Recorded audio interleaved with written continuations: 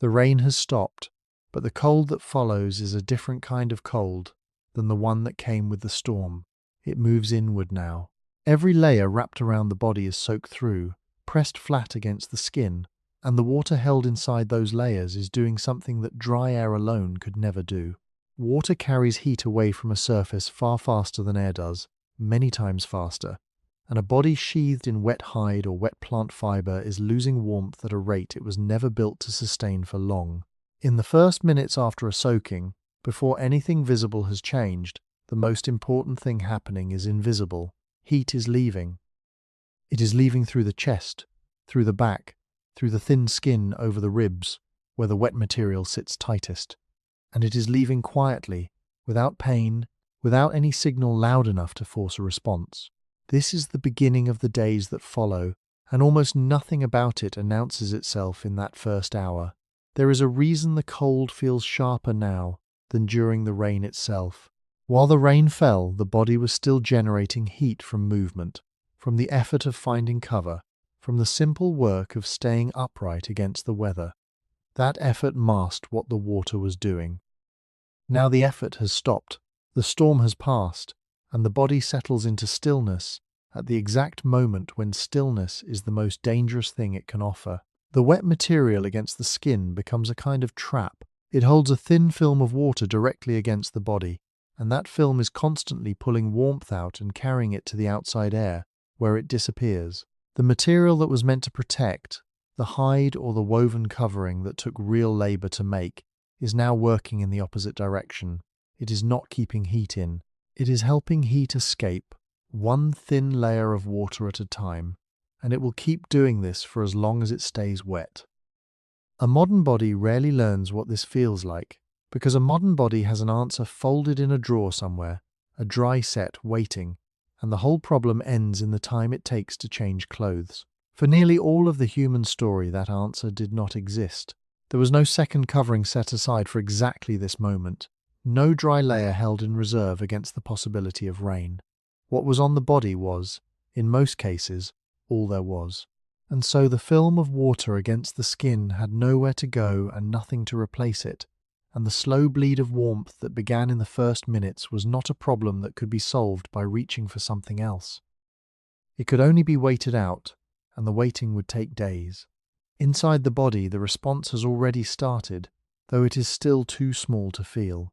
The skin at the surface, sensing the cold, begins to narrow the small vessels that carry warm blood outward.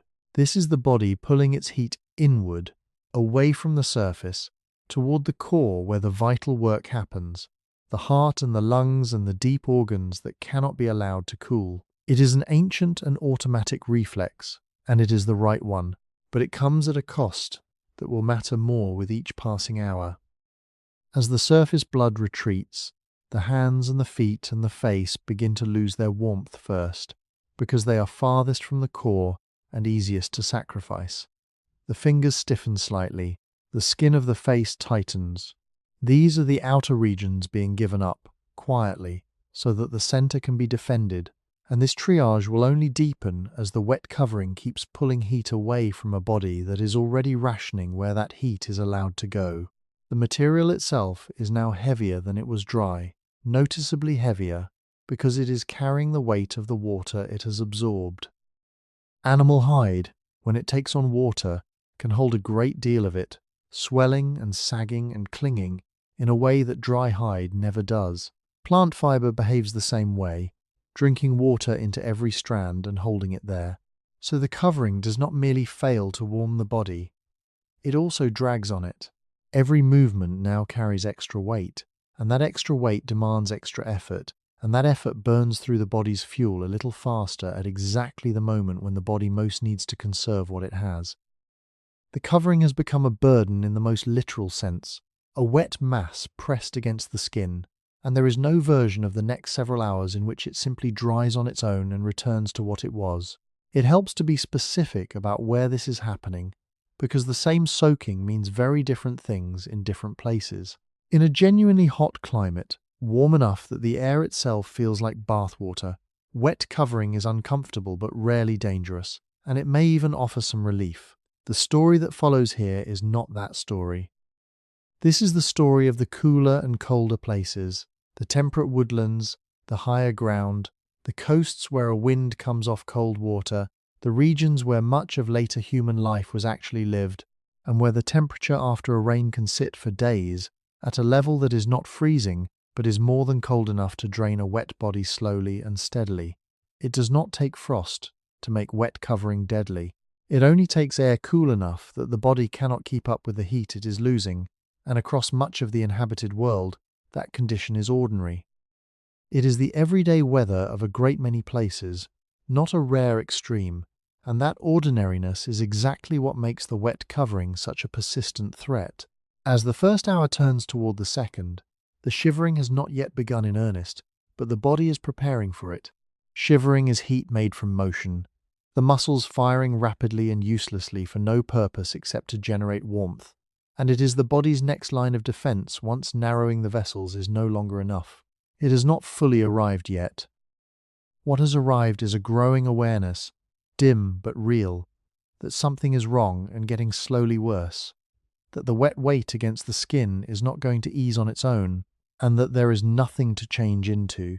The light outside is beginning to lengthen and cool as the afternoon wears on toward evening, and the temperature, which had held steady while the sun was up, is about to begin its own slow descent. The body knows, in the wordless way a body knows things, that the hardest part of a wet day is not the moment of the soaking. It is everything that comes after, once the light starts to go and the covering is still as wet as it was when the rain first stopped. The rain has stopped, but the cold that follows is a different kind of cold than the one that arrived with the storm. It moves inward now. Every layer wrapped around the body is soaked through, pressed flat against the skin, and the water held inside those layers is doing something that dry air alone could never do. Water pulls heat away from a surface, far faster than air does, many times faster, and a body sheathed in wet hide or wet plant fiber is losing warmth at a rate it cannot sustain for long. In the first minutes after a soaking, before anything visible has changed, the most important thing happening is invisible. Heat is leaving. It leaves through the chest, through the back, through the thin skin over the ribs where the wet material sits tightest, and it leaves quietly, without pain, without any signal loud enough to force a response.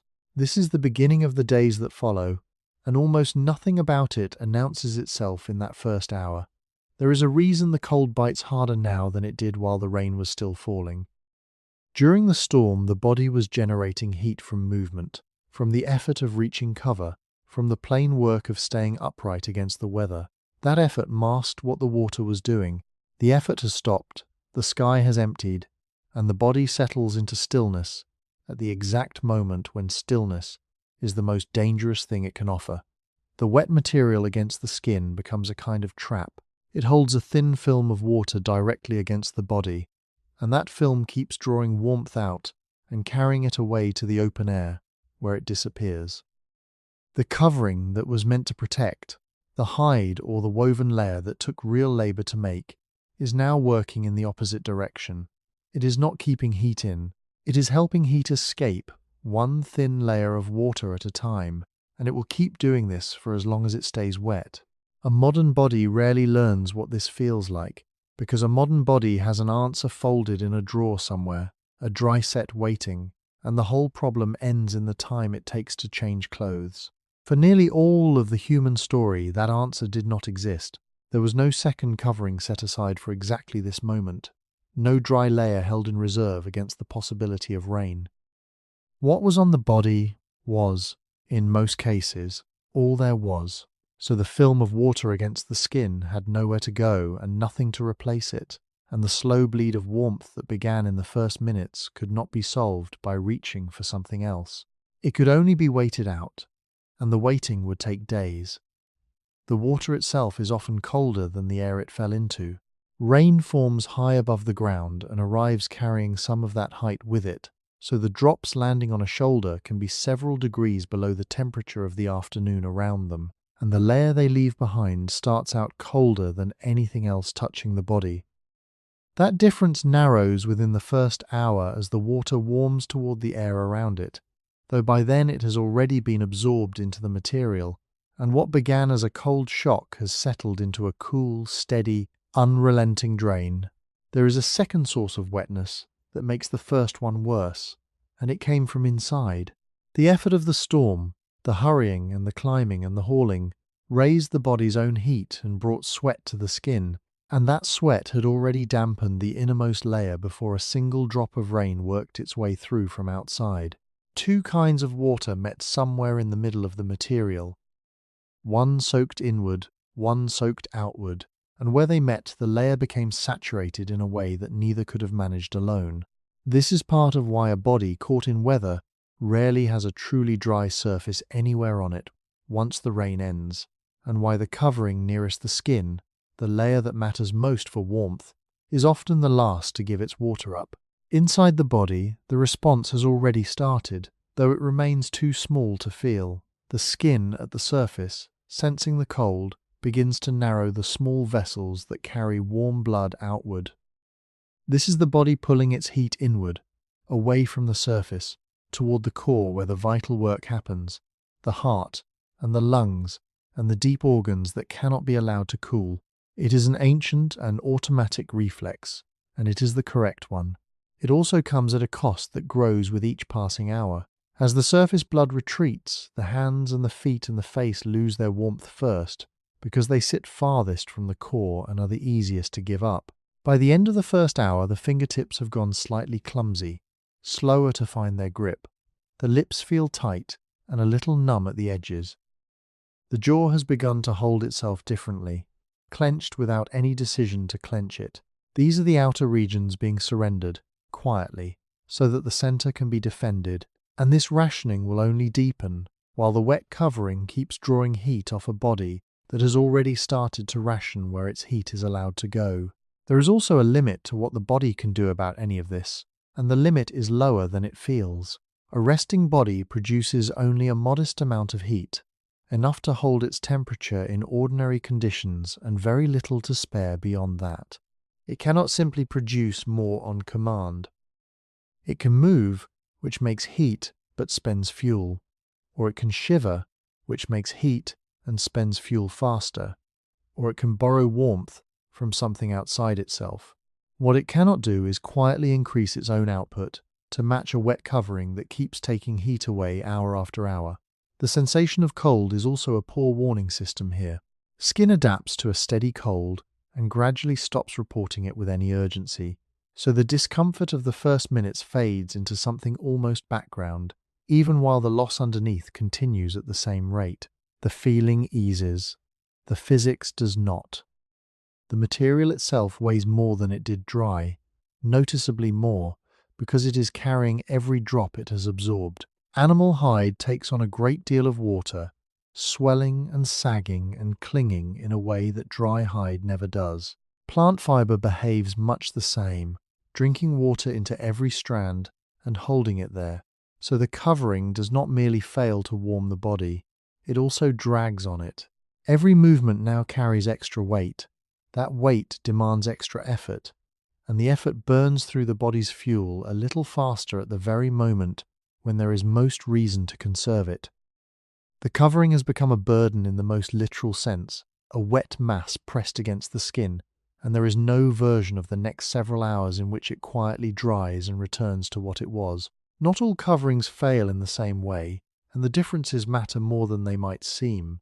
A thick worked hide sheds the first of the rain reasonably well, which is part of why such material was worth the enormous labour it took to prepare. But once it is soaked through, it holds its water stubbornly and gives it back slowly, sometimes over days. A loosely woven plant layer lets water run off faster and dries sooner, though it offers far less warmth to begin with, so the body pays for that speed in a different currency. Where a covering still carried its fur, the water works its way down among the hairs and sits there against the skin, and the trapped air that made the fur warm in the first place is displaced by water that does the opposite. The evidence for what people wore across most of this long stretch is thin, since hide and fibre rot away and rarely survive for archaeologists to find. But the physics of wet material has not changed, and every one of these materials behaves in cold rain the way it behaves today. The air itself decides how bad this becomes. In still air, a wet covering loses its heat steadily, and at a pace the body can partly answer. In moving air, the loss accelerates sharply because wind strips away the thin, warmed layer clinging to the surface and replaces it again and again with colder air. A breeze that would pass unnoticed on dry skin turns a damp layer into something closer to a cooling device. This is why the open ridge, the exposed shoreline, the gap between trees where the wind funnels through are all worse than they look, and why the instinct to get out of the wind after a soaking matters as much as the instinct to get warm. It helps to be specific about where all of this is happening, because the same soaking means very different things in different places. In a genuinely hot climate, warm enough that the air feels like bath water, a wet covering is uncomfortable and rarely dangerous, and it may even bring some relief. The story unfolding here is a different one.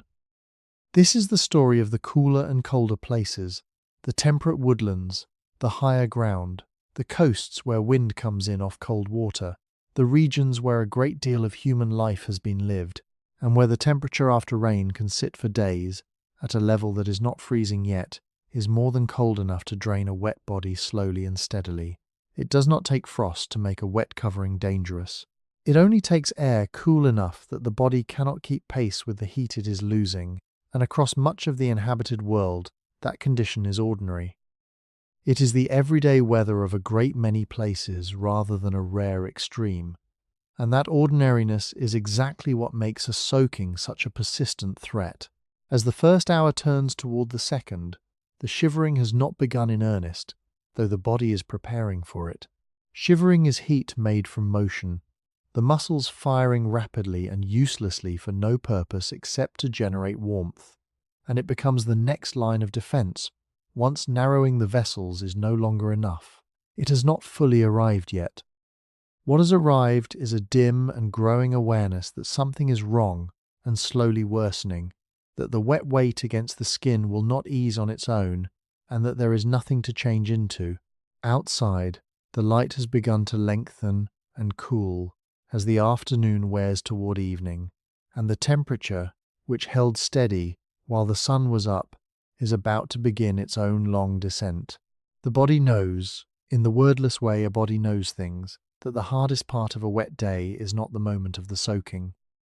It is everything waiting on the other side of it, once the light starts to go and the covering is still as wet as it was when the rain first stopped. The first real shiver arrives without warning, somewhere in the muscles across the upper back, a fast tremor that runs and stops and runs again. It is not the small shudder that passes over anyone stepping into cool water. This one keeps returning, and the gaps between its returns grow shorter. Within a few minutes it has spread down through the shoulders and into the arms, and the jaw joins it, teeth knocking lightly against each other in a rhythm nobody chose.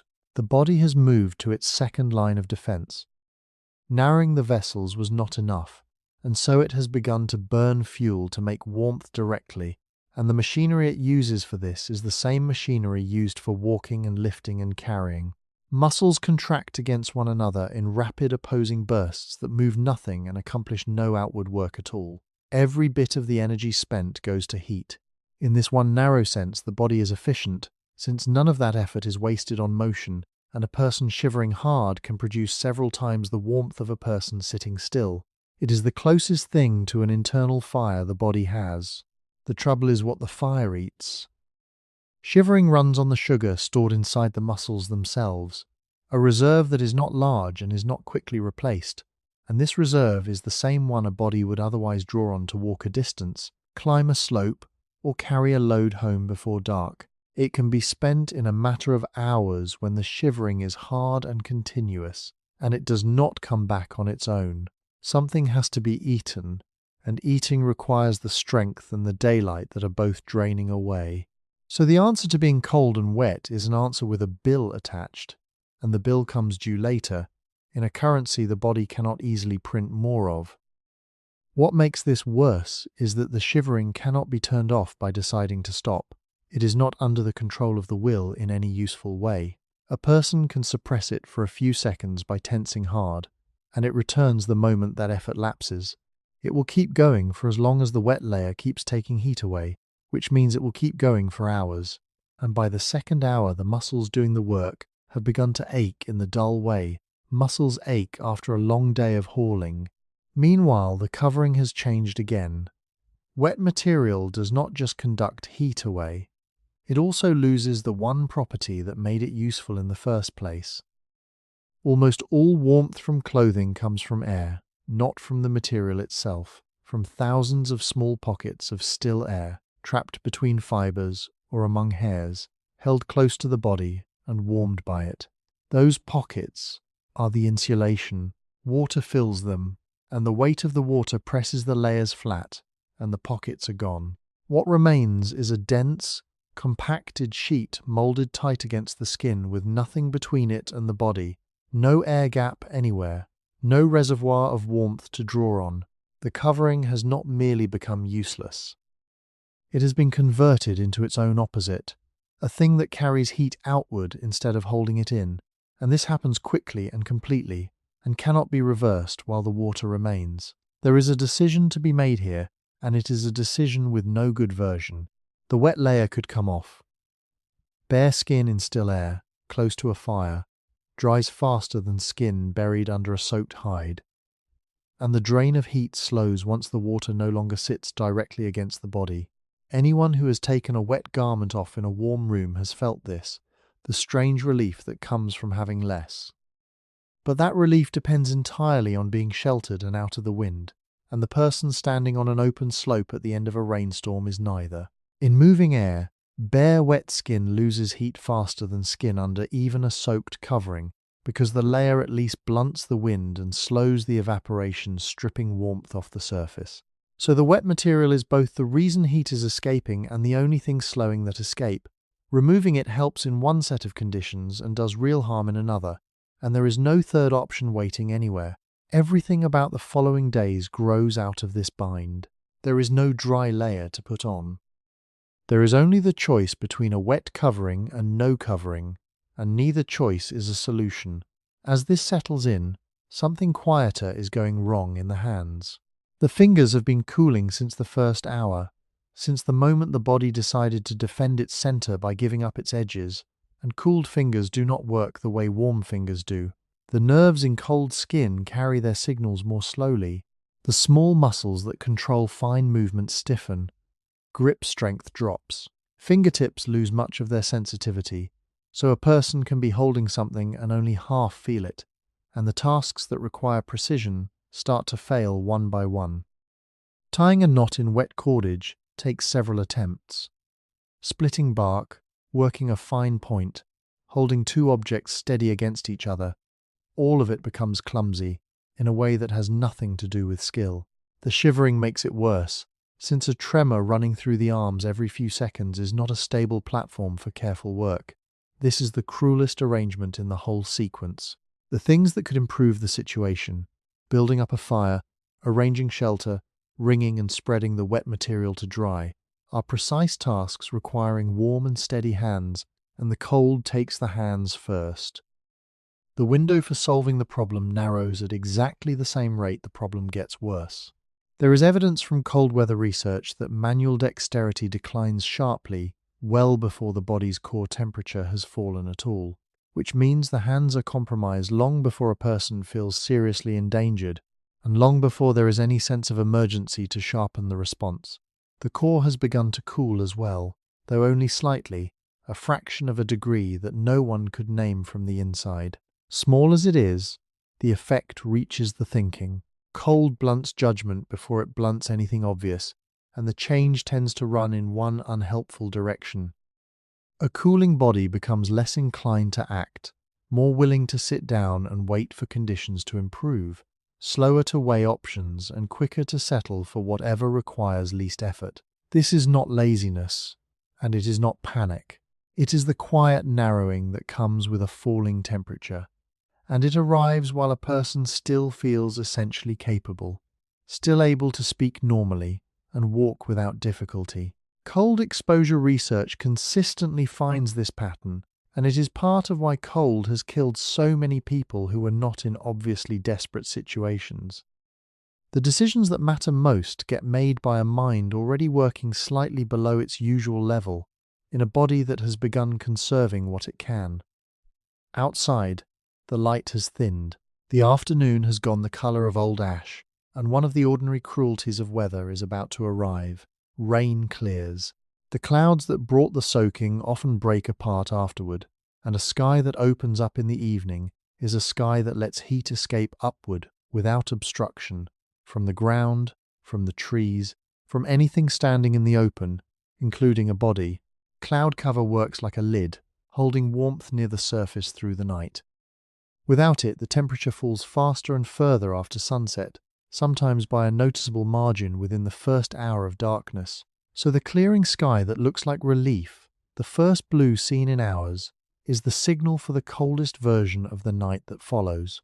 The wind picks up slightly as the land cools, moving down the slope in a slow drift that carries the smell of wet earth and soaked leaf litter, and it finds the wet covering easily, because a soaked layer offers a wind nothing to push against. No loft, no thickness, nothing but a cold film pressed onto a body.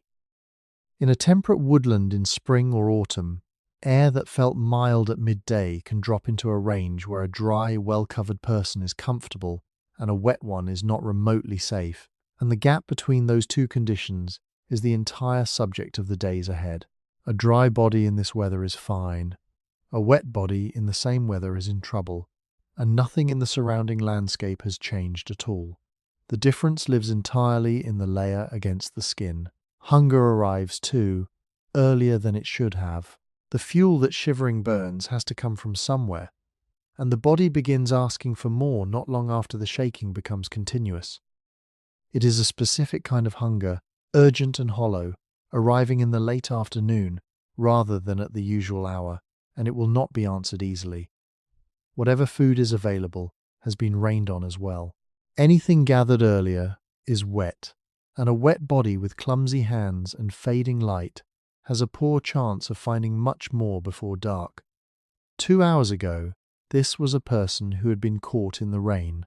Now it is a person who is shaking continuously, whose hands have stopped being reliable, who is hungry ahead of schedule, and who is standing under a clearing sky with the temperature beginning to slide. Nothing dramatic has happened in that time. No injury, no accident, no single moment that could be pointed to afterward as the turn. The rain simply stopped and the water stayed, and everything has followed from that with the patience of something that has all the time it needs. The last of the direct light is going now, catching the wet undersides of leaves and making them shine briefly before the colour drains out of everything. Birds that went quiet during the storm have started up again, and the sound carries further in the cooling air. The covering is exactly as wet as it was when the rain stopped, minus a small amount at the outer surface where the wind has taken the first thin skim of water away.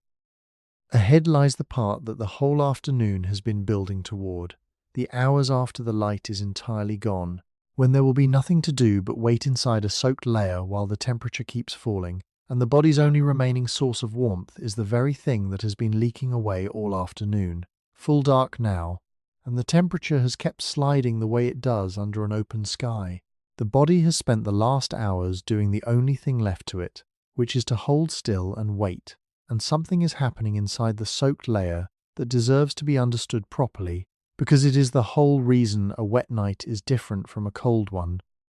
Heat leaving the body has to pass through the water before it can reach the air, and in passing through it warms that water slightly. Over a stretch of stillness, a thin shell of barely warmed water forms against the skin, a degree or two above the rest, and that shell becomes the closest thing to comfort available. It is not warmth in any real sense. It is the absence of the worst of the cold, which at this hour is enough to be worth protecting. The shell holds only while nothing moves. Shift a shoulder, turn onto the other side, straighten a leg that has cramped, and the warmed water is squeezed out and replaced instantly by the colder water waiting in the folds a few inches away. The relief vanishes, and the whole process starts again from the beginning, and the body pays for the movement with another few minutes of active cooling. So the night becomes a study in not moving. Lie still and endure the ache of one position held too long, or move and lose the small margin that took a quarter of an hour to build.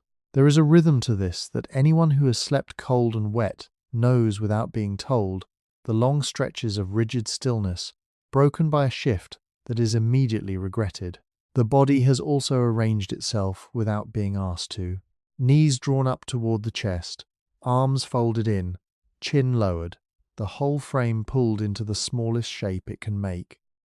This is not only a gesture of misery, heat escapes across surface, and a body folded tight presents far less surface to the cold air than a body lying stretched out, while the limbs tucked against the trunk are warmed by the trunk instead of losing their heat to the night. The posture cuts the rate of loss by a real margin at the price of the joints, which will complain about it before morning. It is one of the few genuinely useful things available at this hour, and it costs nothing but comfort. Sleep is the other problem, and the way it fails is worth understanding, because it does not fail simply from discomfort. When a body prepares for sleep, it opens the small vessels near the skin and deliberately lets its core temperature fall by a small amount. This drop is part of the mechanism of falling asleep at all, not an accident of lying down, and it is one of the signals that carries the body over the edge into unconsciousness. On an ordinary night, this costs nothing, since the heat released is caught by whatever is wrapped around the body and held nearby. Inside a soaked layer, there is nothing to catch it. The heat sent to the surface goes straight into the water and away, and the deliberate cooling that should have been shallow and temporary becomes a genuine loss. So the body arrives at a strange standoff with itself. The system that produces sleep requires giving heat away. The situation requires holding every scrap of it. These two demands cannot both be met, and the result is a night spent hovering near the edge of sleep without reliably crossing it. Shivering makes the standoff worse. Hard shivering and sleep do not go together, and a body shaking continuously will not fall asleep at all until the shaking eases. If the shaking does ease and sleep comes, another problem appears in its place, because shivering is largely suppressed during sleep. The main furnace switches off at the moment the body stops paying attention. Heat production drops just when the surrounding air is at its coldest, and the temperature falls faster than it did while awake, until the fall becomes steep enough to wake the body up. Then the shivering returns, hard, and the cycle begins again.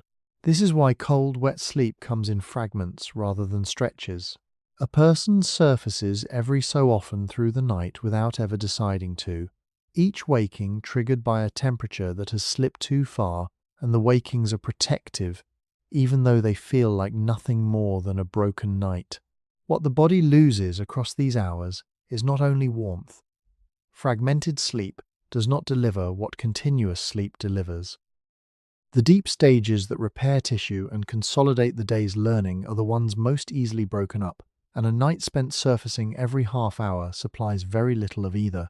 This matters more than it might seem for the days ahead, because tomorrow the same body will need to make good decisions, work with cold hands, and find food while carrying a covering that is still wet. It will be doing all of this on a night's rest that was not rest. Meanwhile, outside, the air is doing something that runs directly against everything the body is trying to achieve.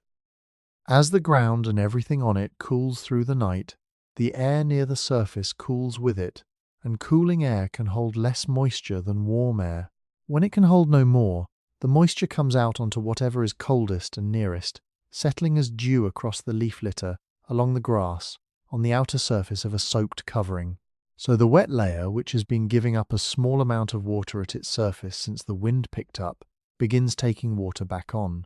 Not much, and not enough to matter to the deeper layers, though it is enough to keep the outer surface damp through the entire night and to guarantee that the morning will not begin with anything approaching dryness.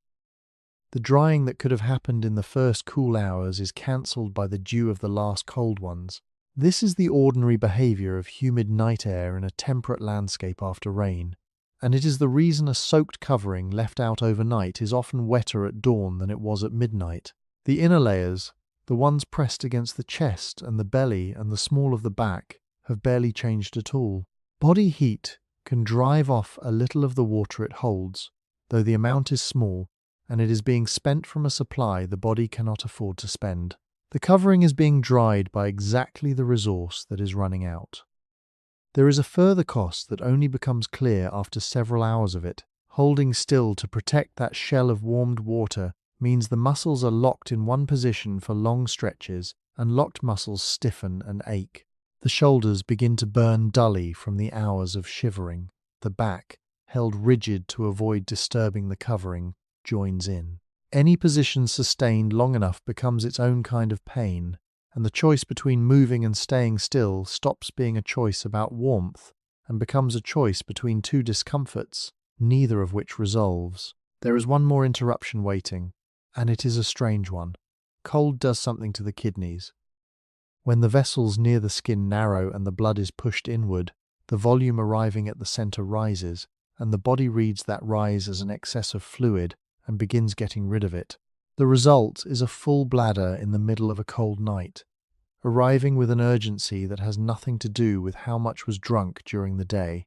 It cannot be ignored for long, and answering it means standing up, opening the covering, exposing warmed skin to the coldest air of the night, and losing the shell of water it took so long to build. Then the whole slow rebuilding starts again from nothing. There is also the matter of breathing.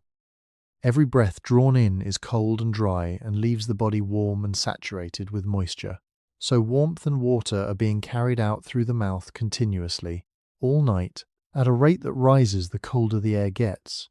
Breathing down inside the covering conserves a little of that warmth, and it also drives moisture into the material from the inside, damp settling into the layer around the chest and neck.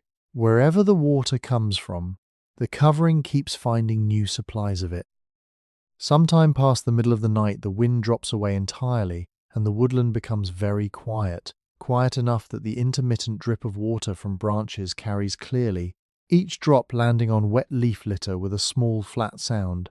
The cold that comes with still air on a clear night is the deep cold of the whole cycle, arriving in the last hours before dawn, when the ground has given up nearly all the heat it absorbed during the day and has nothing further to release. This is the coldest that a body wrapped in wet material will be, and it comes at the point when the shivering has been running longest, the fuel is lowest, and the sleep has been thinnest. There is nothing available to fix any part of it. A person can pull the covering tighter, which helps briefly by reducing the space where cold water can circulate, and then makes things worse by pressing the water harder against the skin. Nothing that can be done from inside a soaked layer improves it. When the first grey light finally comes, it arrives with no warmth attached, since the air keeps cooling for a while, even after the sky begins to lighten, and the coldest moment of the whole night usually falls close to sunrise rather than before it. The body has been shivering on and off for something like 12 hours. The shell of warmed water is still there, tenuous, a small pocket of not quite cold, held against the chest and lost with every movement. The covering is still wet, damper on the outside than it was at dusk, essentially unchanged underneath. Nothing that happened in the night made the situation better.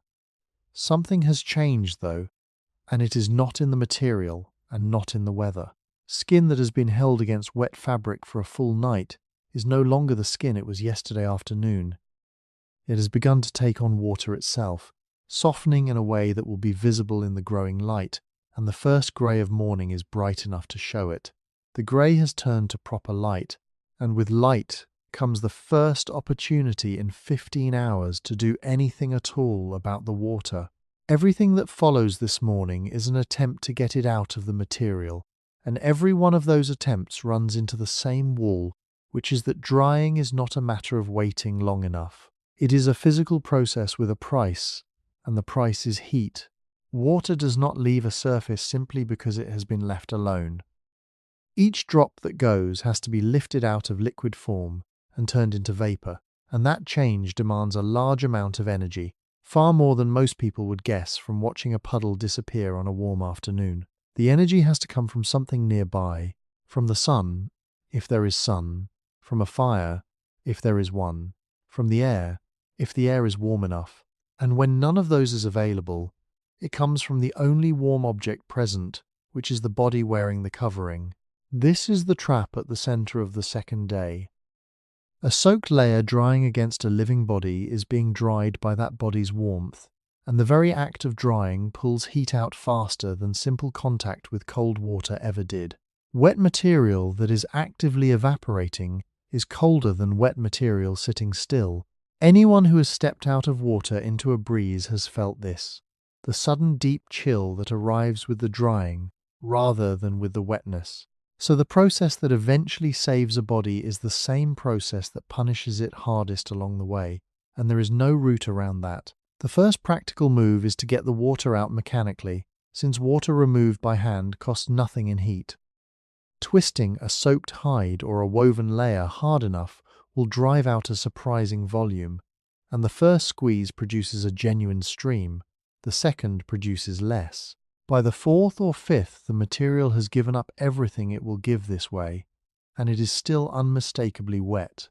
What remains is water held inside the fibers themselves, and clinging in the tiny spaces between them, gripped by forces no amount of squeezing will beat. This bound water is the majority of the problem, and it will only leave by evaporating, one molecule at a time, on the schedule the air allows. Wringing also does damage.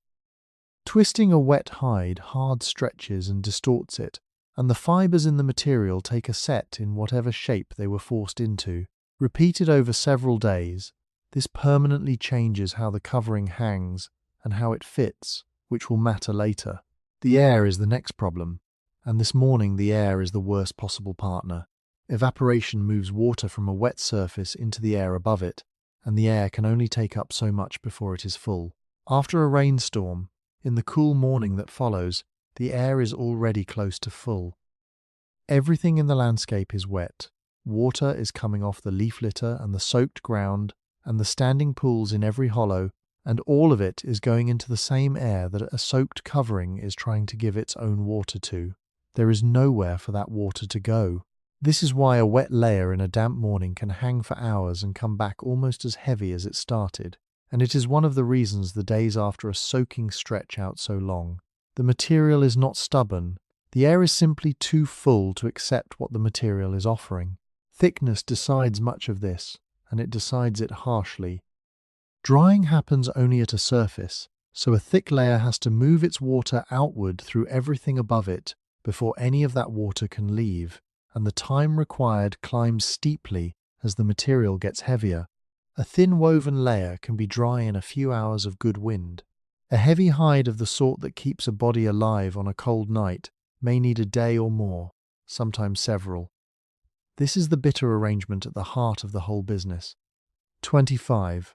The warmest covering, the one worth the most labour and the one most needed in cold weather, is precisely the one that takes longest to recover once it has been soaked, so the better the protection, the longer the punishment after it fails.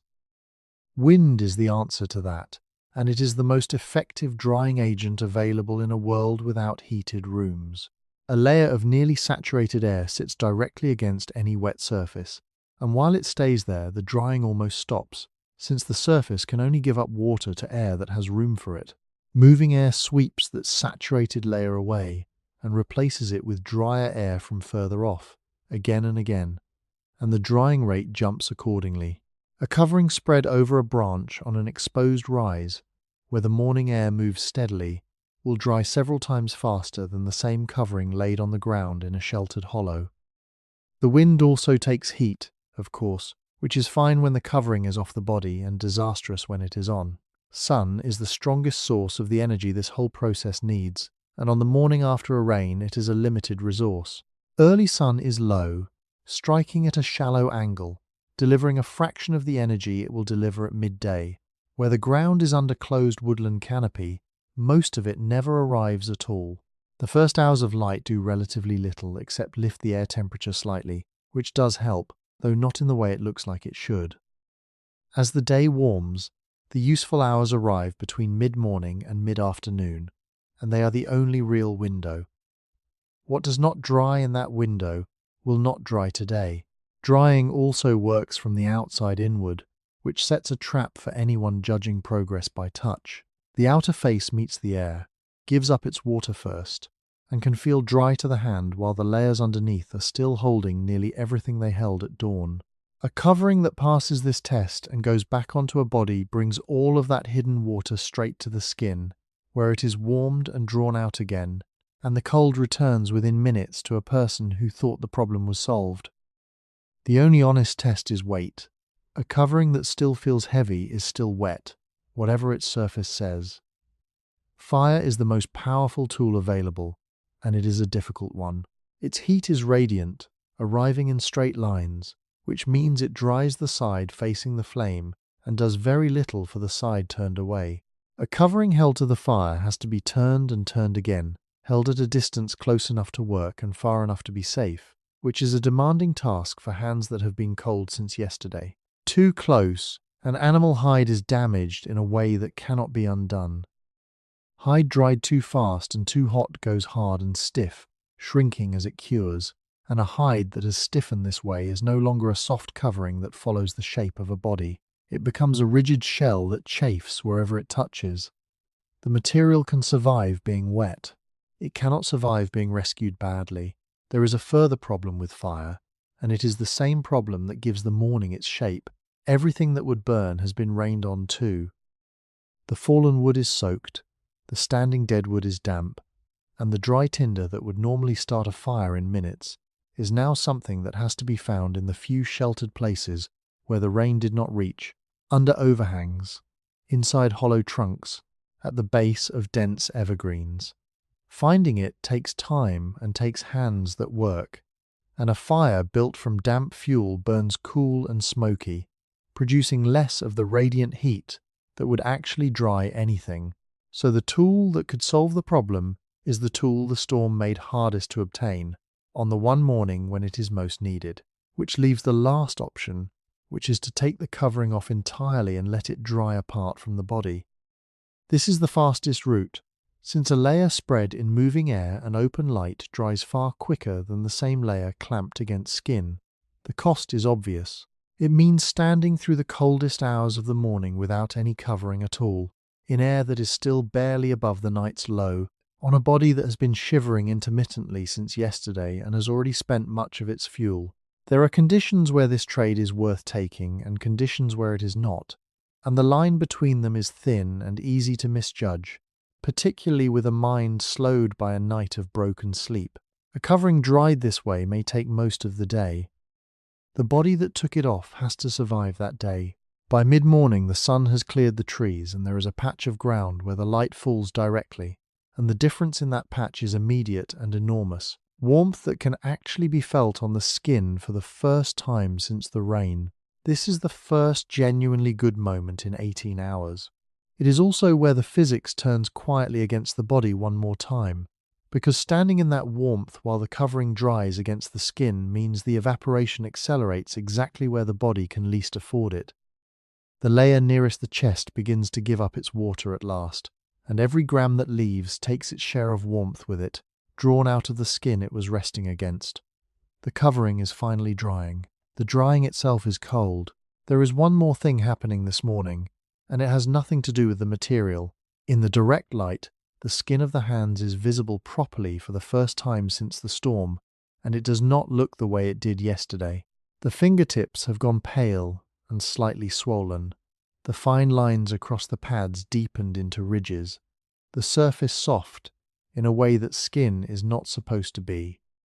Water has been working on the body itself all night, not only on the covering, and the skin that has been pressed against a soaked layer for 15 hours has begun to change in ways that will decide everything about the days still ahead.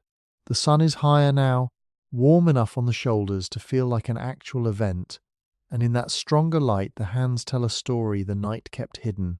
The pads of the fingers are pale and puffed, the ridges standing up in deep furrows, the whole surface looking waterlogged in the way it does after far too long in a river. This wrinkling is stranger than it appears, and it is worth understanding, because for a long time it was assumed to be nothing more than skin swelling as it drinks water. It is not. The furrows form because the small vessels underneath narrow and pull the surface down into folds, a reaction directed by the nervous system rather than a passive soaking, which is why the pattern fails to appear in a hand whose nerve supply has been damaged. It is a response. not an accident. The leading explanation, still argued over, is that the folds work like the tread on a wet surface, channeling water away and giving a better grip on things that are slippery. Whether or not that is the reason, the effect is real, and it is temporary, and it reverses within an hour of getting dry. The visible wrinkling is not the injury, it is the sign that water has been in contact with the skin long enough for the body to start responding to it, and underneath that harmless surface, something less reversible is happening. Skin holds its strength in a thin outer layer of flattened dead cells, packed with a tough protein and cemented together with fats. That layer is the barrier, the thing standing between the inside of a body and everything else in the world, and it is thinner than a sheet of paper. It works because it is dry, or nearly so. Water changes it.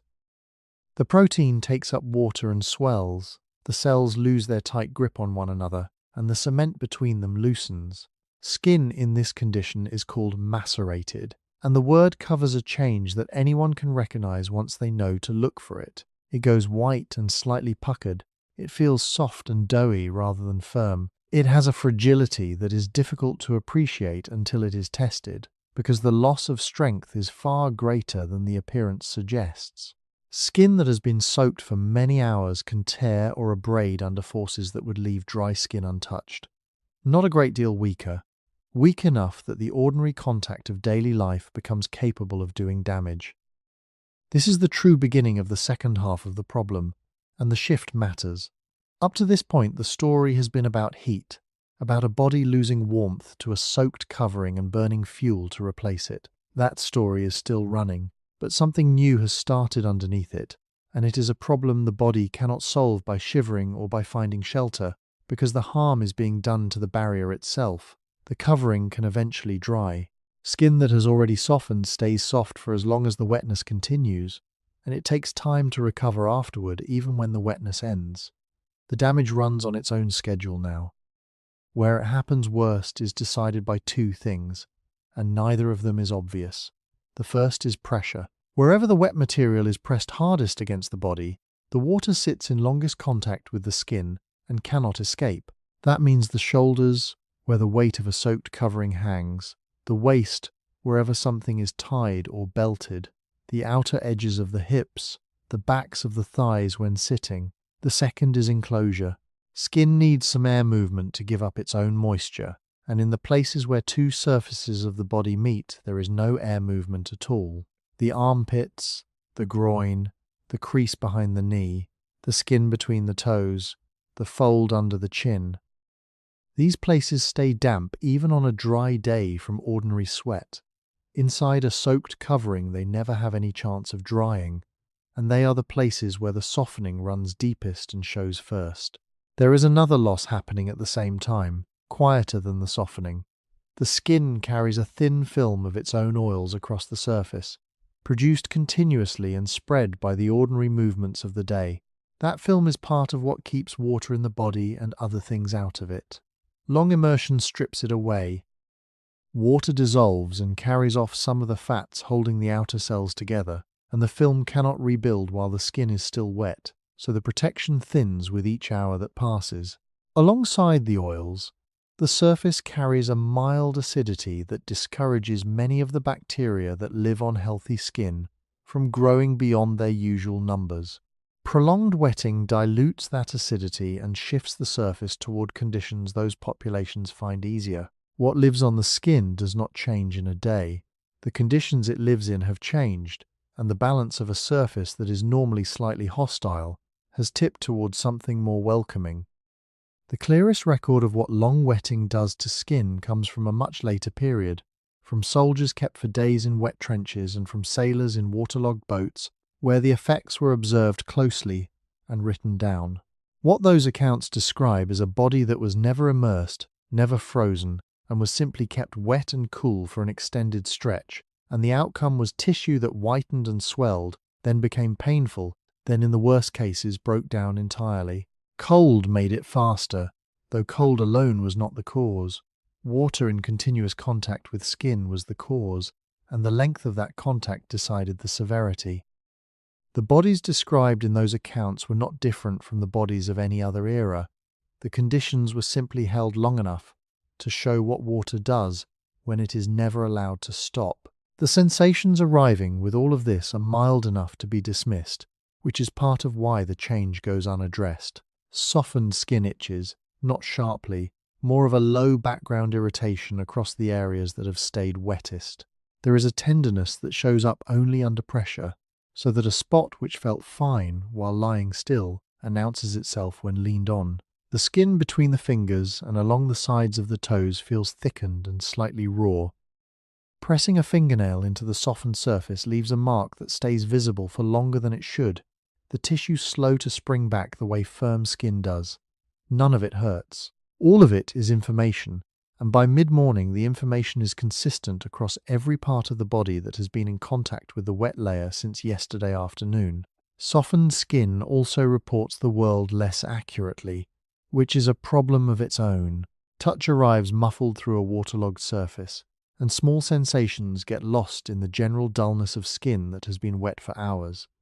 A scrape that would normally register at once can pass unnoticed. A pressure point that would normally prompt a shift of position goes unfelt until it has been pressed far too long. So the body loses not only its barrier, but a portion of the warning system that tells it the barrier is being tested, and the two losses arrive together, from the same cause, at the same hour. It is worth being clear that a single soaking does not do this. A body caught in rain and dried out within a few hours loses heat, spends fuel, and recovers completely, with the skin returning to normal so quickly that nothing is left to notice. The damage described here comes from duration, from the hours piling up one after another with no dry interval anywhere among them. This is exactly the difference a spare set of dry clothing makes, and it is a larger difference than it seems. Not comfort, not convenience. A dry layer ends the exposure, and ending the exposure is what stops the barrier from degrading. Without that option, the clock simply keeps running, and the skin keeps softening for as long as the water stays in contact with it, which by now is approaching a full day. Recovery, when it eventually comes, runs slower than the damage did. Softened skin firms up within an hour or two of drying, though the deeper repair of the barrier, the rebuilding of the fats between the cells and the return of the surface to its normal condition, takes considerably longer, measured in days rather than hours. This is one of the reasons the effects of a soaking outlast the soaking by so much. Even after the covering is dry and the shivering has stopped and everything looks resolved from the outside, the outermost layer of the body is still working its way back, and until that work is finished, the skin is easier to damage than it was before the rain. The morning sun is doing what it can. Skin exposed directly to warm air, and light firms up noticeably within an hour, the wrinkles flattening, the whiteness fading back toward normal color. This is the argument for stripping the covering off and standing in the open despite the cold, and it is a genuine argument, since the recovery is quick where the air can reach. The trouble is that the places most affected are precisely the places the sun cannot reach, the folds and the creases and the covered surfaces where two parts of the body press together. Those areas stay soft. A person can dry the outside of themselves fairly well in a good hour of light and still be carrying macerated skin in every hidden place, and the hidden places are where trouble tends to start. By late morning, the ordinary demands of the day have begun to press. There is food to find, since nothing was eaten last night, and the fuel spent on shivering has to be replaced.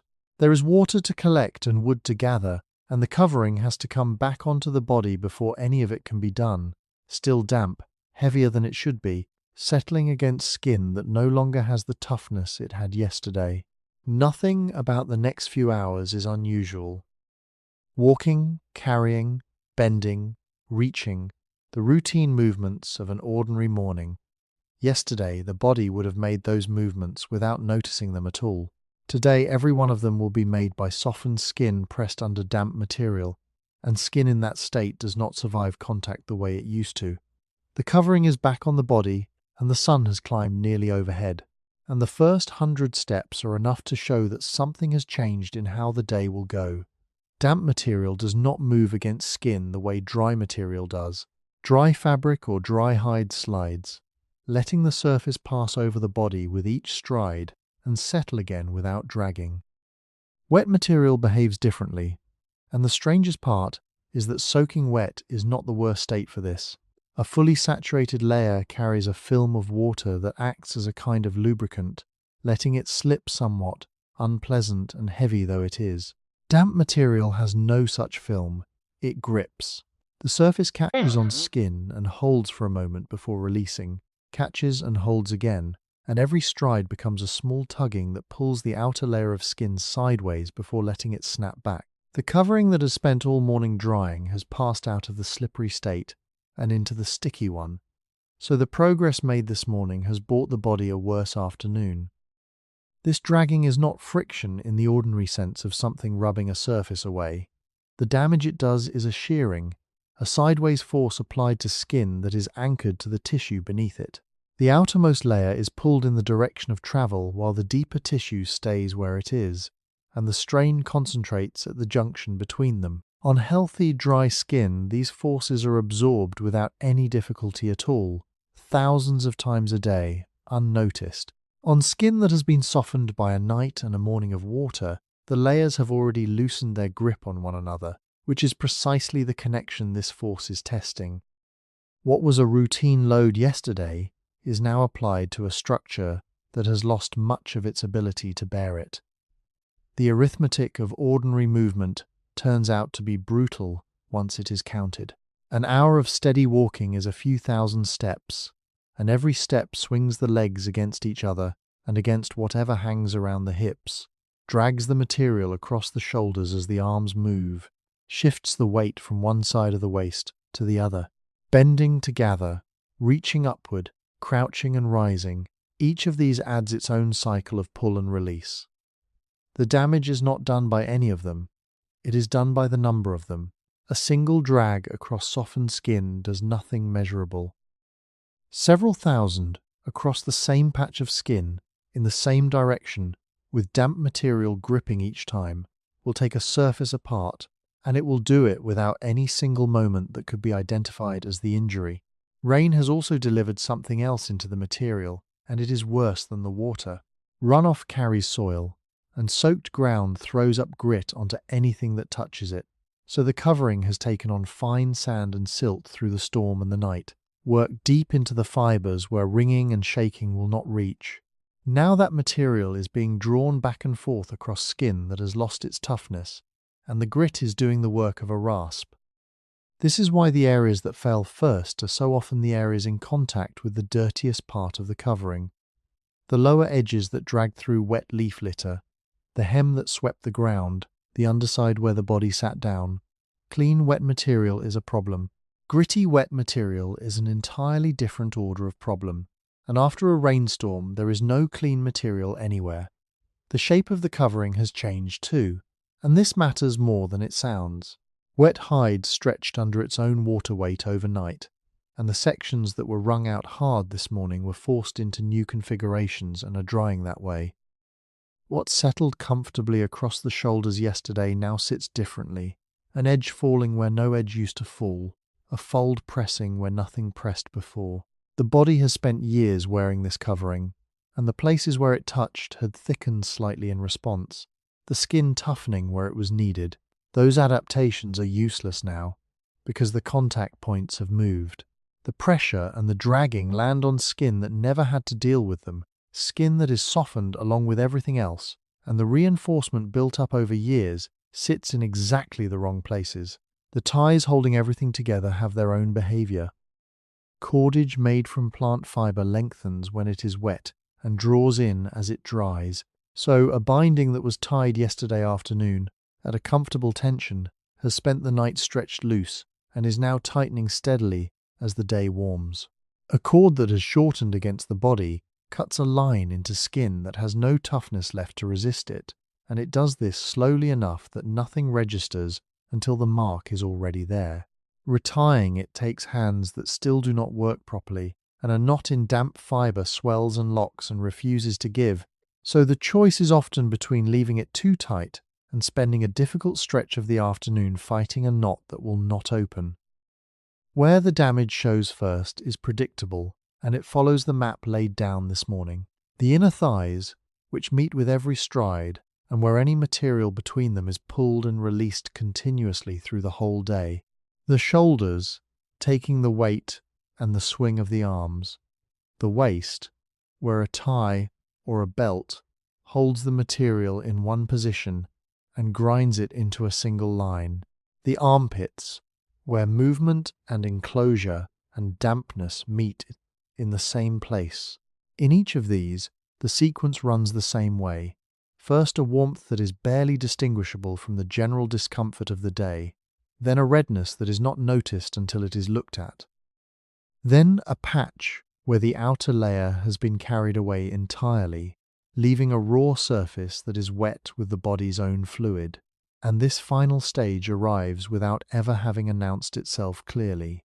Softened skin does not report sensation well, and by the time the pain is unmistakable, the barrier has already gone. There is one more thing damp material does that dry material never does, which is that it changes temperature in patches. A covering that is drying does so unevenly, so parts of it are cool where evaporation is running, and other parts are merely damp, and the body, walking around inside it, meets a shifting map of cold spots that move as the day goes on. Skin under a cold patch tightens and loses blood flow, and skin with less blood flow is slower to repair the damage the dragging is doing to it. The places being worn down the fastest are frequently the same places being kept coldest, since a hem that stays wettest is both the grittiest part of the covering and the part evaporating hardest. Everything is also heavier and more awkward than it should be. The covering still carries water, and every step lifts that extra weight and sets it down again, and the cost of that accumulates through a day of walking.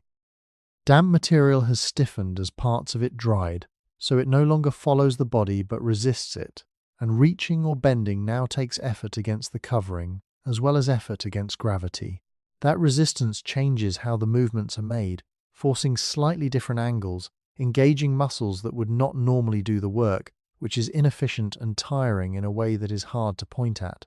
A body already short on fuel and short on sleep is now spending more than usual on everything it does and getting less back.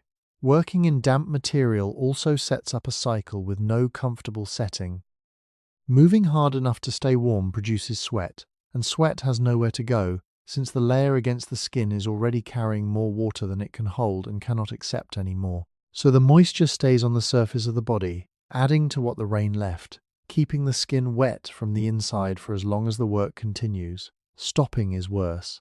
The moment the effort ends, heat production drops away while the wet layer keeps drawing warmth off at the same rate, and the chill arrives within a minute or two, sharper than it was before the work started. This leaves two settings, both bad. Keep working and stay warm while soaking the skin further, or rest and dry a little while cooling fast. Most of the afternoon is spent oscillating between them, never long enough in either to gain anything. Attention drifts as well, working with an itch across the shoulders, a rawness starting at the waist, hands that are still not gripping properly, and a general low misery running underneath all of it makes concentration difficult. And the tasks that fill an ordinary afternoon are tasks where lapses have consequences.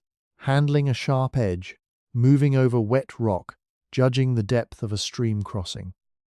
There is a compounding here that nobody would design, where the wet covering damages the skin, the damaged skin distracts and drains, and the distraction and the drain make every remaining task harder and riskier than it was the day before. Rest is not much of an option either. Sitting down puts the full weight of the body onto the softened skin over the hips and the backs of the thighs, pressing damp material into it and squeezing out whatever small warmth had gathered there, and a surface already weakened by water does not tolerate sustained pressure well. Standing keeps the pressure off and keeps the legs working, which costs fuel that is running low. The body is left choosing between wearing down its skin and spending fuel it does not have, over and over, through the middle of the day. By mid-afternoon, the shadows have started to stretch again, and the good hours are visibly running out. Whatever drying was going to happen today has mostly happened, and the covering has moved from soaked to persistently damp rather than to anything resembling dry. The heavy inner sections are still holding their water. The outer surface has stiffened here and there, gone slightly hard at the edges where it dried fastest. The temperature has already begun its afternoon slide, and everything the body knows about the coming night it learned last night. What is different tonight is the skin. Last night, the water was working on a barrier that was still whole. Tonight it will be working on surfaces that are already softened, already dragged, already raw in several places, with the outer layer worn through where the material has been pulling at it since morning. The covering will go back on, still damp, still gritty, and it will press against all of it for another 12 hours in the dark. And the body will do this without much reserve left, because everything spent yesterday and everything spent today came out of the same account, and nothing has gone back into it since. The second night comes down faster than the first, or seems to, and the shivering starts earlier in the evening than it did yesterday. That earlier start is the first sign of something that has been building quietly since the rain stopped, and it is the real subject of these hours. Every one of the body's answers to cold costs energy, and the bill has been running without interruption for more than a full day. Narrowing the vessels is cheap. Shivering is not. Hard, continuous shivering can lift the body's heat production to several times what it produces at rest, which is an extraordinary output to sustain, and no body sustains it for long without paying. Even the milder version, the intermittent shaking that comes and goes through a cool, damp day, raises the total requirement well above an ordinary day's needs. So the question that decides how these days end is not really how cold it gets. The question is what is left in the account, and how much longer the withdrawals can continue. The first fuel spent is the sugar stored in the muscles and the liver, which is the reserve the body reaches for immediately and which is not large. In a body doing ordinary work, it holds perhaps a day's worth, less when the demand is elevated, and shivering elevates it sharply. That reserve was largely gone by the middle of last night. What follows is stored fat, which is a far bigger supply, and the reason a well-fed body can go a surprisingly long time without eating. Fat releases its energy more slowly, though, and it does not serve every purpose equally well. Shivering muscle in particular works best on sugar, so once the sugar runs down, the shaking becomes less effective at producing heat even while it continues at the same intensity. The defense begins to weaken from the inside while the demand outside stays exactly where it was. The body does hold one other source of warmth, and it is smaller than anyone would wish. Certain deposits of tissue can generate heat directly, burning fuel purely to produce warmth without any muscle movement at all. And this is why a newborn who cannot shiver effectively is still able to defend its temperature. Adults keep some of this tissue, mostly around the neck and along the upper spine, and it appears to become more active in people regularly exposed to cold. What it contributes is real and modest. It cannot carry a body through a cold, wet night on its own, and it draws on the same fuel supply as everything else, so it does not escape the arithmetic. It simply spends the account a little more quietly than shivering does. When food does not arrive, the body starts taking apart its own muscle to make the sugar it can no longer get any other way, converting the raw material of the body into fuel. This is where the arithmetic turns genuinely dangerous, because muscle is the tissue that generates heat by shivering. Spending muscle to fuel shivering reduces the capacity to shiver, and a body that shivers less loses heat faster, which increases the demand again. What was a straight line becomes a spiral, and the turns of the spiral get tighter. Nobody caught in this notices the mechanism. What they notice is that the cold has become harder to fight off than it was yesterday, that the shaking is weaker and less warming, and that everything requires more effort than it should. Getting more food would break the pattern, and the situation has been arranging itself against that since yesterday afternoon. The hours of daylight were spent on drying, on gathering fuel, on tending to a body that needed attention, and the hours were not spent finding food. Hands that cannot grip properly are poor at the fine work of collecting, digging, or processing anything. A mind slowed by 2 nights of broken sleep makes worse decisions about where to look. And a good deal of what might have been eaten was ruined by the same storm, since food kept in the open takes on water, and wet food spoils on a schedule far shorter than dry food. Whatever was set aside before the rain may be sour by now, and eating it carries its own risk. Even drinking has a cost that shows up in the ledger. Water taken from a stream in this weather arrives colder than the body, and every mouthful has to be warmed to body temperature using heat the body generates itself. It is a small amount for any single drink, and it is not small across 2 days of a body that is already short. Skipping the water is worse. Cold has been driving fluid out through the kidneys since the first evening, and thirst tends to fade in the cold rather than intensify. So a body in these conditions drifts toward dehydration without any strong signal that it is happening. Thicker blood circulates less easily, and blood is what carries heat from the core out to the tissues that need it, so the body's ability to keep its own extremities alive declines along with everything else. Digestion has its own peculiar place in this. Eating costs something before it returns anything, since breaking food down and absorbing it takes work, and cold food takes more still because it has to be brought up to body temperature inside the body itself. A full stomach also draws blood toward the gut and away from the surface, which is warming in one sense and exposing in another. None of this is an argument against eating, and every calorie taken in is worth many times its cost. It is only a reminder that nothing in a cold, wet body is free, and that even the act of recovering has a price attached at the front of it. Then there is the sleep, which by now has become its own category of loss. 2 nights of fragmented rest do not simply produce tiredness. The body repairs tissue during deep sleep, and there is a great deal of tissue in need of repair: softened skin, worn patches, strained muscle from 2 days of shivering. The immune system does much of its work at night as well, and short, broken sleep reduces its effectiveness in ways that have been measured repeatedly, which matters more with each hour that the skin barrier stays open.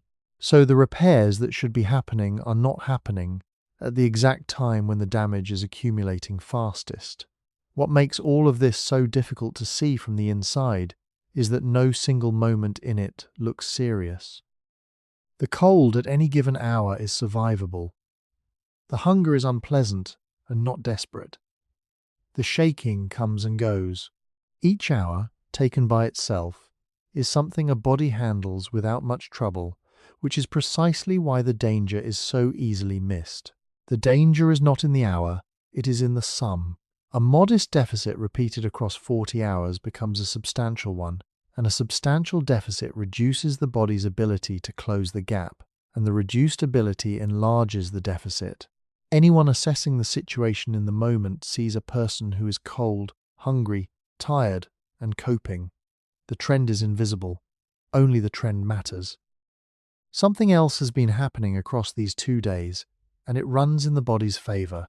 Repeated cold exposure changes the way a body responds to cold, and the changes begin within days rather than years.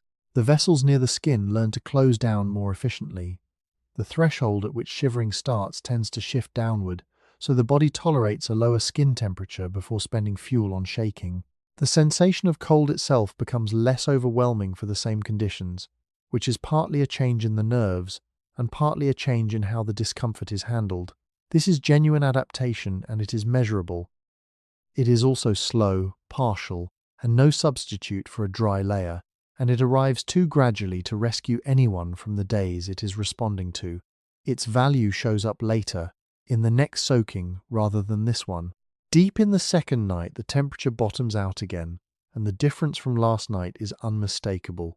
The shivering is thinner, coming in shorter runs with longer gaps, and the gaps feel almost peaceful compared with the shaking, which is the least trustworthy sensation available. Weaker shivering with a colder body means the system is losing, and the ease of it is the symptom rather than the improvement. This is the point in such an ordeal where a body has spent its readily available fuel and is drawing on slower reserves that cannot keep up with the rate of loss, and it is why the second and third nights of a long soaking are frequently worse than the first, even when the weather has improved. The weather is not the variable that changed, the body is. When the light comes on the third morning, the covering has finally reached something close to dry in its outer layers, damp only where it folds against itself, and this should be the moment when the whole ordeal lifts. It does not lift. A dry covering stops the bleeding of heat, which is enormous and which changes the day for the better, and it does not replace anything already spent. The muscle broken down over 2 days is not restored by the sun coming out. The sleep is not recovered. The fat drawn down is not returned. The skin, softened for 2 days and worn through in several places, has been given the conditions to start healing and has been given nothing to heal with. Since repair is expensive and the account it draws on is the same one everything else has emptied, this is the answer to why a soaking took days rather than hours. Not because the water lingered that long, though it did. Because the body kept paying for it after the water was gone, and the payments came out of reserves that only refill with food and rest, neither of which has been available since the rain began. Standing up on the third morning brings its own information. There is a lightness in the head that was not there yesterday, a few seconds of grey at the edges of vision before things settle, which is what a body, low on fuel and low on fluid, does when it changes position quickly. The hands carry a fine tremor that is not shivering. It is unsteadiness, the sort that comes from muscle that has been broken down and worked without replacement, and it persists in the warm patches of light where shivering has stopped entirely. The legs feel heavier than the ground justifies. None of this is dramatic, and all of it is the account speaking, reporting a balance that 2 days of cold and 2 nights without proper sleep have drawn a long way down. The third morning is brighter than the 2 before it, and the covering has dried enough that it no longer drags with every step. These are real improvements, and they are not the whole story of the day. On the inner thighs and along the shoulders and at the line where something was tied around the waist, the skin has done something that skin pressed against damp, gritty material for 2 days will eventually do. It has opened, not in any dramatic way. There is no wound to look at in the way a cut or a burn presents a wound.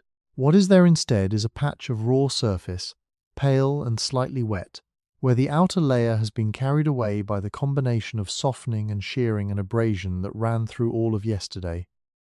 The edges of it are indistinct, grading from surrounding skin that is still intact, though tender, into the area where the protection has gone entirely, and the area itself is quiet. It does not hurt the way injuries are supposed to hurt. The pain is a low, persistent rawness that worsens when the material settles against it and recedes when the air reaches it, and it is entirely possible to work through the morning without giving it much attention, which is exactly the problem. An intact skin surface is the body's oldest and most fundamental arrangement with the world it lives in. Every other defense, the immune system, the blood, the organs, assumes the skin is closed, because for almost all of the evolutionary history in which those defenses were built, the skin was closed. The barrier evolved in a world full of things that would exploit any gap in it, and the gap that has opened overnight is not exceptional. Openings like this one were a routine feature of a life lived without shelter, good enough to stay dry, without a spare set of covering to change into, without any way to end the exposure before the material had done what it does after 2 days of pressure and grit and damp. The ordinary world on the other side of that opening has not changed. The leaf litter on the ground carries the same populations it always does. The soil that has worked its way into the material over 2 days carries what soil always carries. The hands doing the morning's work have been touching all of these things, and they carry their own surface populations, shifted now toward the wetter and less hostile conditions that 2 days of soaking have produced. None of this is unusual for the environment. None of it poses any difficulty for skin that is closed. For skin that is open, the situation is different in a way that does not show up immediately, which is the central fact of the morning and of the days that will follow. The immune system is not passive.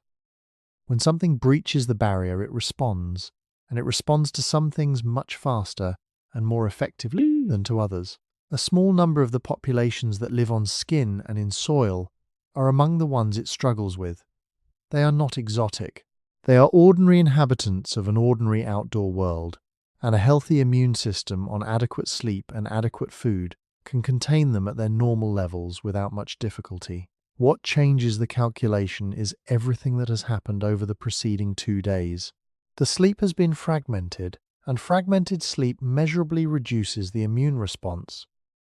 The fuel is low, and immune activity is metabolically expensive, drawing on the same depleted account as everything else. The skin is open in a place where it was also damp and warm for an extended period, which are conditions that favor growth rather than inhibit it.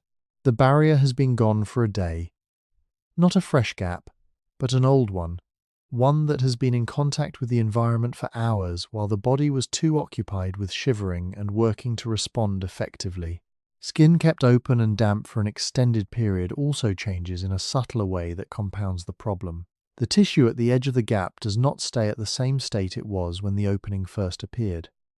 The cells at the margin have been soaked and compressed and kept in the same conditions that weakened the surrounding skin, and they do not have the vigor they would normally bring to closing a wound.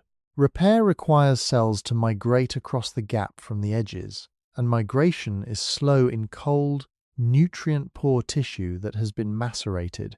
So the gap that opened on the second day of exposure stays open longer than it would on skin that had been dry and well rested. And the extra time it stays open is additional time during which the environment has access to the inside.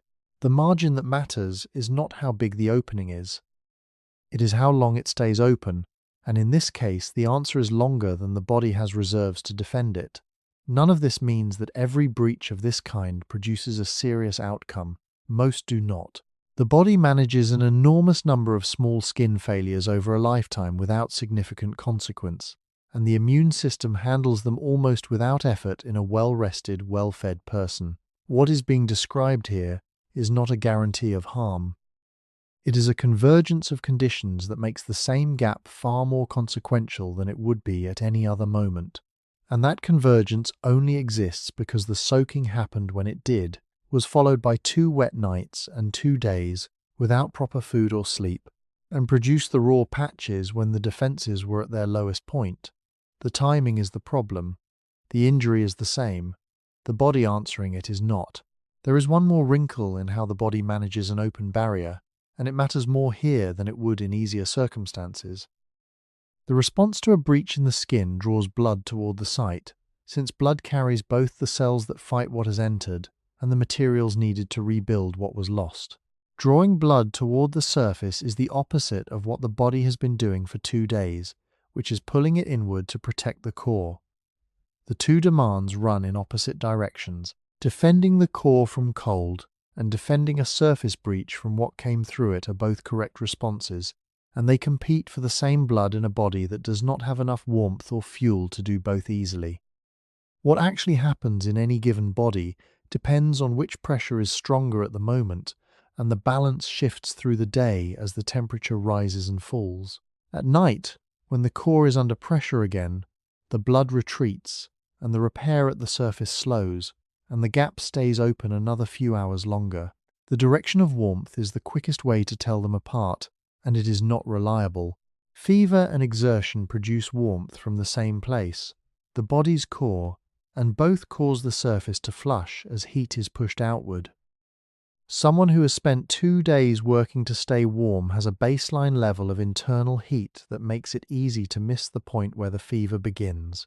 Easy to attribute the new warmth to the afternoon's work, rather than to something else beginning. The distinction only becomes clear when the fever persists into the evening after the work has stopped, and by then it has already been running for some hours. What follows, if it follows, does not announce itself on the 3rd morning.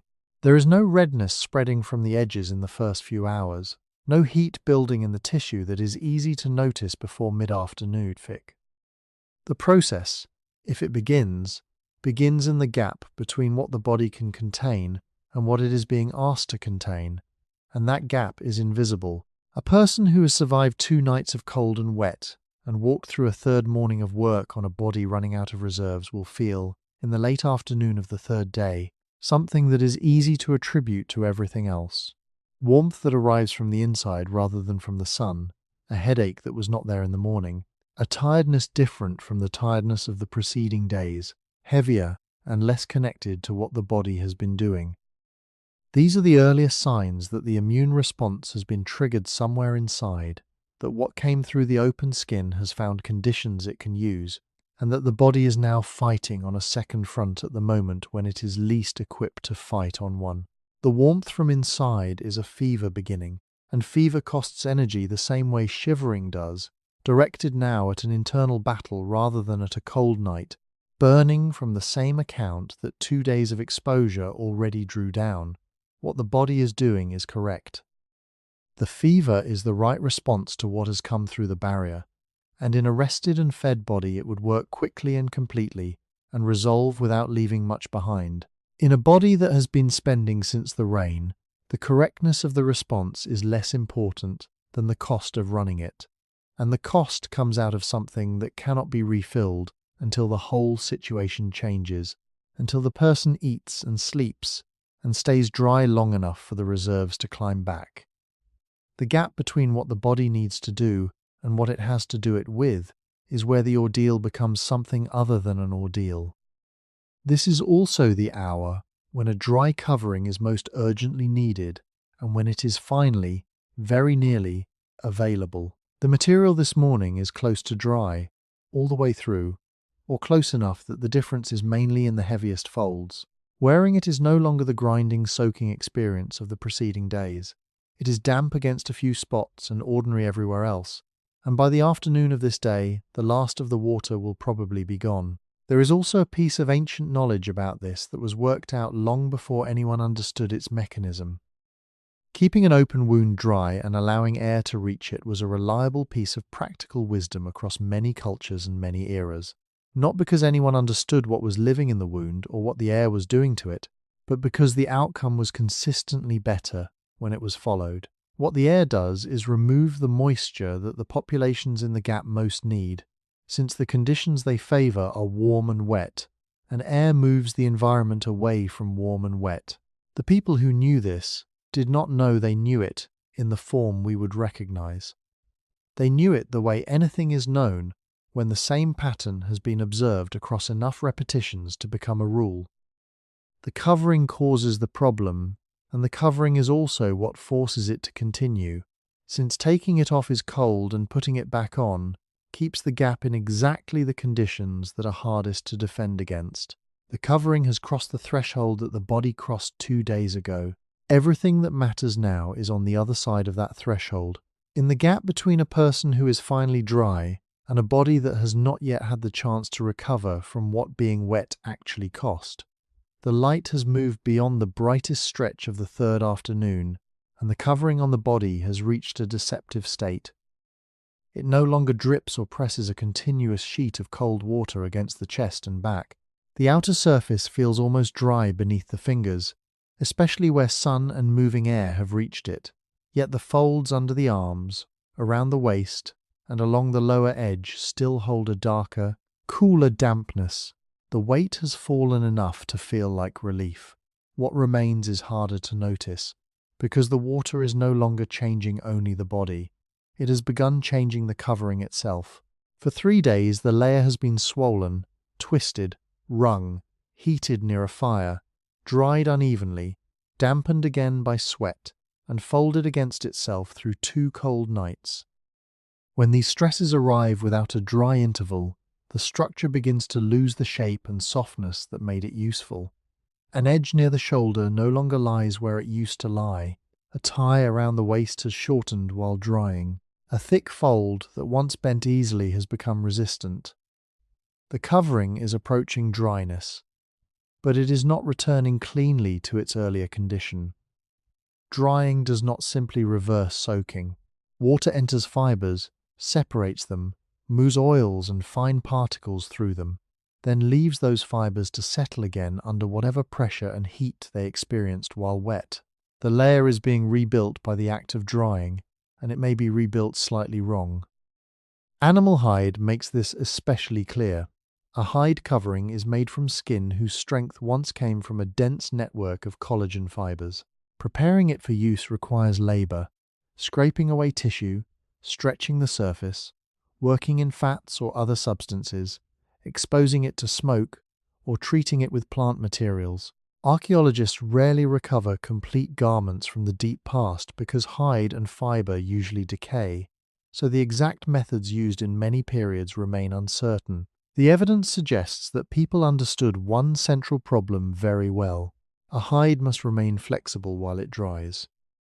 If it is left still after becoming saturated, the collagen fibers draw closer together and begin gripping one another. The surface contracts. The hide grows harder. Leather dried after a soaking often shows stiffness at the edges, resistance at the folds, and a shape that remembers where it was bent while wet. Near a fire, the change can be faster.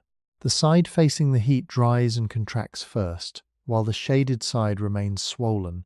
A broad piece that once curved gently around the shoulders may begin curling inward. The covering does not need to burn to be harmed. It only needs to dry too quickly in one place while remaining damp in another.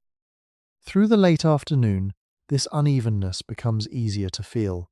The upper back, exposed to wind, is nearly dry and slightly rigid. Beneath the arms, the material remains soft with moisture. Around the hips, where the weight of the body pressed the covering during the night, the hide has dried in flattened creases. Each step opens those creases, then closes them again.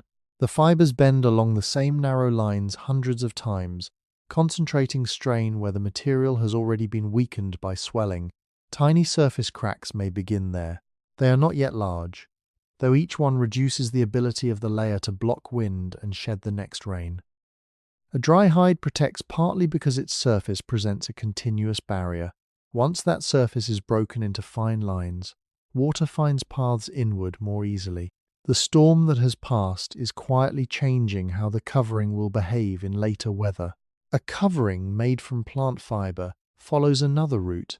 Bark fibers, grasses, nettle, flax, reeds, and other materials have been twisted, knotted, plaited, or woven in many human societies, though the surviving record is uneven. These fibers swell when wet. Twisted cordage relaxes and lengthens. Woven spaces shift, knots enlarge, then seize as their outer surfaces begin to dry. Now the same ties are shrinking. A cord around the waist or shoulder can shorten enough to alter the shape of the covering. One side rises, another sags where the weave stretched under water weight. Strands that once shared a load evenly no longer do so. A smaller number begin carrying most of the pull, and ordinary movement starts to fray them. The damage appears as fuzz along an edge, loose ends near a knot, or a narrow opening where the weave has pulled apart. These changes do not destroy the covering today. They leave less strength for tomorrow. The smell arrives before any dramatic sign of decay. By the third evening, as direct warmth leaves the ground, the layer carries more than the scent of rain and smoke. Damp folds develop a sour, heavy odor.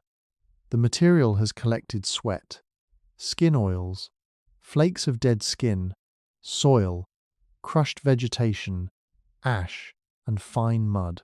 Rainwater carried some of these deeper into the fibers, while body heat kept the inner surface warmer than the surrounding air. Bacteria and fungi were already present on the skin, in the soil, and on the covering. They need moisture, suitable temperature, and material they can use. 3 days of dampness provide those conditions in the deepest folds. The first result is usually odor rather than visible rot. Microorganisms begin breaking down residues trapped within the covering. The smell is therefore a clock of its own. It tells the body that the layer has remained damp long enough for another process to begin alongside drying. This does not mean every wet hide suddenly rots or every damp fiber covering becomes unsafe.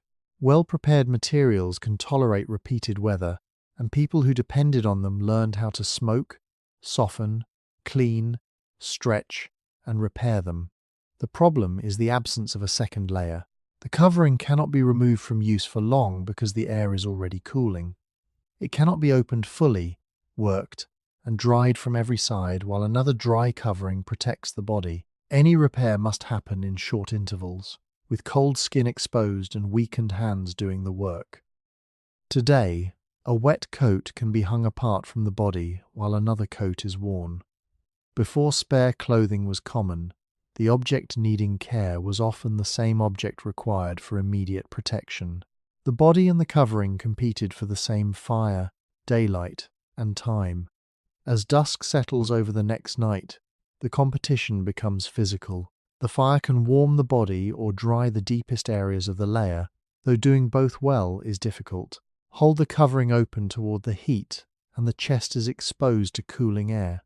Wrap it closely around the chest, and the damp inner folds stop releasing moisture. Spread a hide near the flames, and it must be turned repeatedly so one face does not harden while the other stays wet.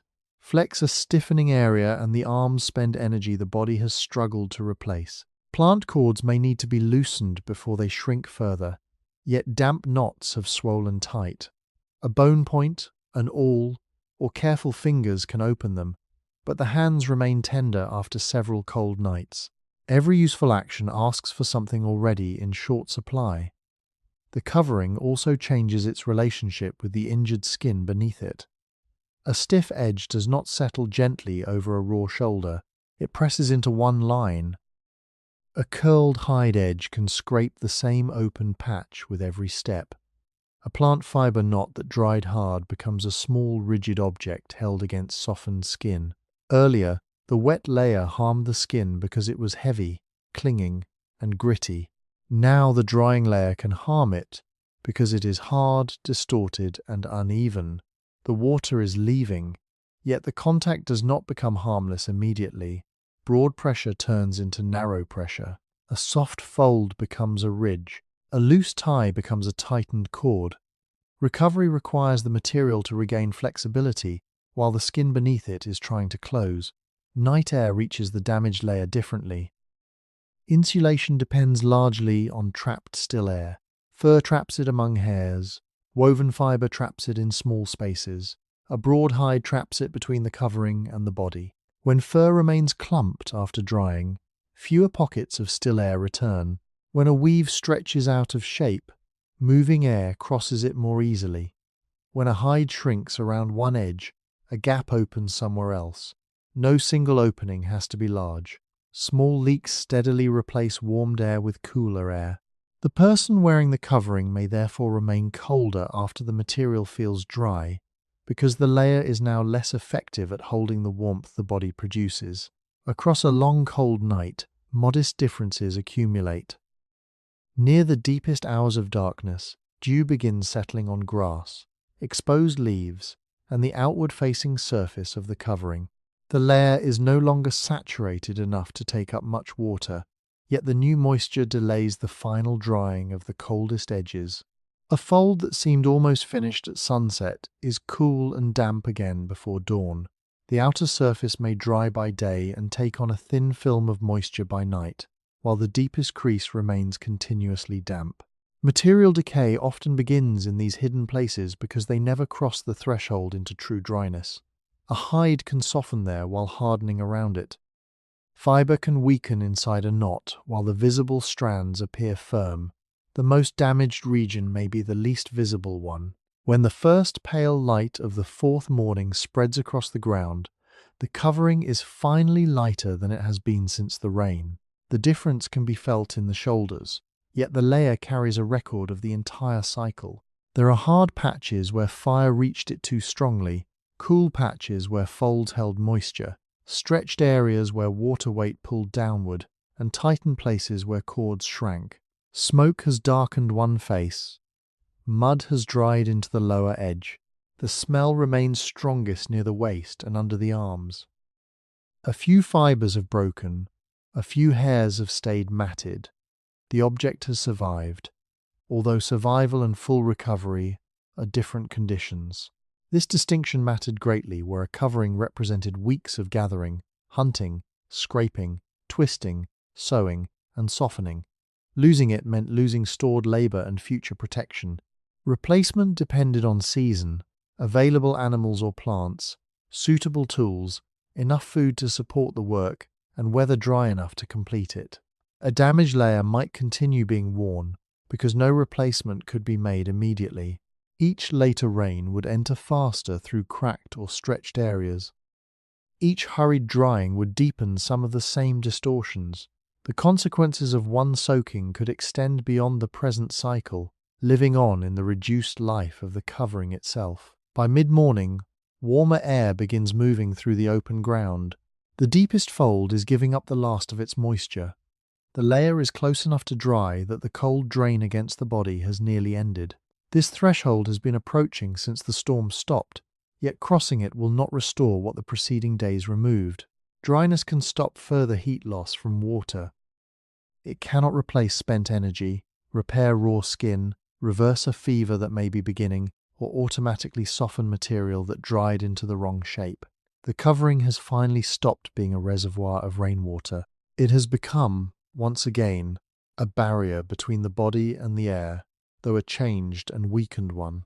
The final stage of the cycle can now begin, measured no longer by water leaving the fibers, but by the slower return of warmth, sleep, appetite, skin strength, and trust in the layer resting against the body. The fourth day has warmed enough that the covering no longer feels cool when the hand presses into its thickest fold. For the first time since the storm, no hidden patch answers with the dark chill of trapped water. The lower edge is dry. The material beneath the arms is dry. Even the compressed area around the waist, where body heat and poor air movement held moisture longest, has finally released it. This is the moment the entire cycle has been moving toward, yet the body does not return to normal at once. The water has stopped leaving because there is almost none left to leave. Heat is no longer being carried outward through a wet layer. Evaporation is no longer drawing its price from the skin. The covering has become insulation again, imperfect after the damage of the preceding days, though once more capable of holding a thin layer of warmed air close to the chest and back. What changes first is quiet. The shoulders loosen slightly. The jaw is no longer held against an approaching shiver. The hands remain still without effort. The body is no longer fighting an active drain, and that absence feels different from warmth. Warmth is a sensation.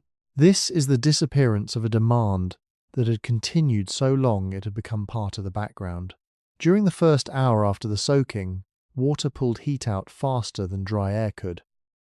Through the first night, the body answered with shivering and broken sleep. During the second day, drying itself demanded more heat while softened skin was rubbed beneath damp material.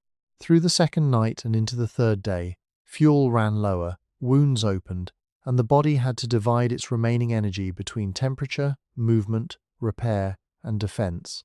Now one of those expenses has ended. The account is no longer being emptied at the same rate. Nothing has yet been paid back. This is why reaching dryness begins recovery rather than completing it. A modern person can step out of wet clothing, dry the skin, put on a clean layer, eat, and sleep in the same evening. Several problems end together. Here, they have ended one by one across 4 days. The rain ended first. The strongest cooling eased later. The skin remained damaged. The deepest fibers held water longer still. By the time the covering is dry, the event has spread into systems that operate on slower clocks. Muscle fuel must be replaced through food. Fluid must be replaced through drinking. Sleep pressure must be answered by sustained rest. The skin barrier must rebuild the fats and cells that water and friction disturbed. Any immune response started at an open wound has its own course, independent of whether the material touching it is now dry. The storm lasted for hours. Recovery belongs to days. By late morning, appetite becomes clearer than it has been since the rain. Cold can produce hunger, though exhaustion can blur it, and the work of staying warm may leave a person too tired to gather or prepare enough food. With the cooling demand reduced, the body can direct more of its activity toward replacing what was spent. A meal does not immediately rebuild all of this. Digestion releases energy over hours. Muscle fuel is restored gradually, depending on what is eaten and how much work continues. Lost body tissue takes longer. The first food mainly changes direction. The body moves from drawing down its own stores toward having an outside supply again. The trembling that remained after the cold fades as fuel reaches the muscles. Standing becomes steadier. The grey narrowing at the edge of vision after rising becomes less frequent once fluid and energy return. These are small changes spaced through the day, and together they show the account beginning to refill. Water recovery follows its own pace. Cold exposure can reduce thirst even while urination and breathing continue removing fluid. A person emerging from several wet days may therefore be mildly dehydrated without feeling intensely thirsty. Drinking corrects the loss, though circulation does not transform in a single moment. In the milder conditions followed through this cycle, the more likely pattern is a slow return, stiffness easing, sensation becoming clearer, and fine movement becoming reliable again. The body is no longer sacrificing its edges to defend its center. Near midday, sunlight reaches the covering from above, rather than from the low angle of earlier mornings. The material warms without releasing hidden moisture, so the heat remains in it instead of being spent on evaporation. For the first time, the sun is adding warmth faster than the layer is taking it away. Shoulders lower. Steps shorten less from stiffness. The arms can hang, rather than being folded against the chest. The skin beneath the layer still needs separation and air. Raw areas along the waist, shoulders, thighs, or feet may have begun closing, but new surface tissue is delicate. Dryness slows the growth of many microorganisms and removes the softening effect of continuous water. It also allows the outer layer of skin to regain strength. The visible whiteness of waterlogged skin can fade within hours, while full restoration of the barrier takes longer. This work depends on circulation, energy, protein, and rest. Those resources were scarce during the wet days, which is why repair lagged behind damage. Now the conditions finally favor it. A dry covering can still interfere if it has stiffened or shrunk, so a loosened tie, a softer fold, or a small adjustment may be needed to keep pressure away from a wound. By the afternoon, fatigue may become heavier instead of lighter, and this is one of recovery's less obvious signs. During exposure, stress and the immediate need to stay warm can keep a body alert beyond what its reserves would normally allow. Once the danger recedes, that support falls away. Sleepiness arrives with the full weight of the missed nights behind it. The body is no longer required to wake whenever temperature slips. It can permit the long descent into deeper sleep that the first 2 nights repeatedly interrupted. One good sleep does not erase several broken ones, though it restores functions that were deferred. The first long sleep after the covering dries may therefore be deep, and waking from it may still bring heaviness. Recovery is measured by the gradual return of ordinary capacity across successive periods of food, warmth, and uninterrupted rest. The covering needs care during those same hours. These tasks cannot return every lost property, though they can preserve the layer and extend its useful life. The significance of a spare covering becomes clearest here. A second dry layer would have allowed the first to be removed at the beginning, spread in moving air, dried evenly, and repaired while the body remained protected. It would also have ended the skin's exposure after minutes rather than days. Its value was much larger than the amount of material it contained. It separated several clocks that otherwise ran together. It gave the body time to warm while the wet layer dried elsewhere. It gave the skin a dry interval before softening became injury. It gave the covering a chance to be handled correctly instead of being dried beneath folds, pressure, sweat, and continuous use. Spare clothing was a form of stored time. It turned an event, lasting days, back into an inconvenience lasting hours. The absence of that stored time is what made one soaking, capable of changing everything. Evening begins gathering at the edges of the 4th day. The ground loses the warmth it held under the afternoon sun, and the air near shaded places cools first. This is the same daily turn that deepened the danger after the storm, yet the body enters it under different conditions. The layer against the skin is dry. The small air spaces within it are open again. The chest has food to burn. The circulation has more fluid to move. The skin is no longer held in water. The coming night may still be cold, and the damaged covering may insulate less well than before, though the body is no longer starting from a deficit that grows with every minute. It can make heat and keep more of it. When the first shiver threatens, it may remain only a brief tremor rather than becoming the machinery of the night. The difference does not come from tougher ancestors or bodies built for misery. Human physiology had the same limits. The difference came from behavior, skill, shared labor, fire, shelter, food, and practical knowledge of how to protect and restore the single covering available. These supports did not remove the cost. They made survival through the cost more likely. Darkness settles, and the covering is wrapped around the body once more. This time it does not release a cold film when the shoulders move. Turning does not squeeze hidden water toward the skin. The warmed air inside the layer remains nearby. Sleep can lower core temperature by its normal small amount, without sending that heat into saturated fibers. The body can stay asleep long enough for the night to become restorative. Traces of the storm remain. A raw patch stings when it meets a stiff edge. The muscles ache from days of shivering and carrying extra weight. Hunger may return before morning. A sour smell remains in one fold. Recovery and memory occupy the same layer. The body is warmer because the covering is dry, while the covering itself carries evidence of what drying required. This is what the soaking took. It took heat first, then fuel. It took sleep. It weakened the skin and turned movement into abrasion.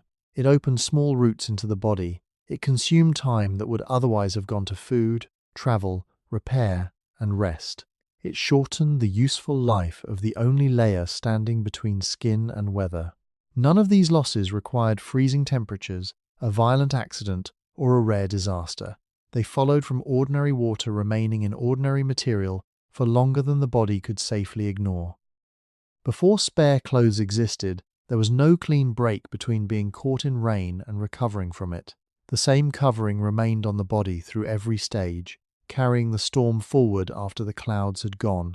The rain ended in an afternoon. The wetness lasted into following days. The body's recovery continued after the wetness disappeared. A spare, dry layer would eventually compress this chain, separating skin from water and warmth from evaporation almost immediately. That small modern action, removing one layer and putting on another, conceals a profound change in the human relationship with weather. It does more than improve comfort. It stops time from spreading outward from a single cold moment.